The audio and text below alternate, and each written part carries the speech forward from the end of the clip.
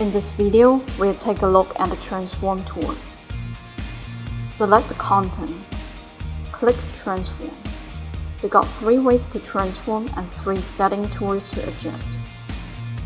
Normal transform zooms in and out with everything in proportion.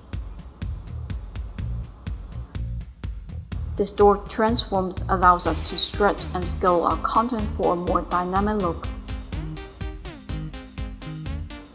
Mesh deformation uses grill to bend our artwork in a real precise way. Tap deformation. Increase the number of x-axis and y-axis to adjust the content more accurate. Add smoothness to make the edges soft and smooth. We can flick horizontal and vertical. In the moving control, we can move the content up and down, left and right, like changing the number of moving distance.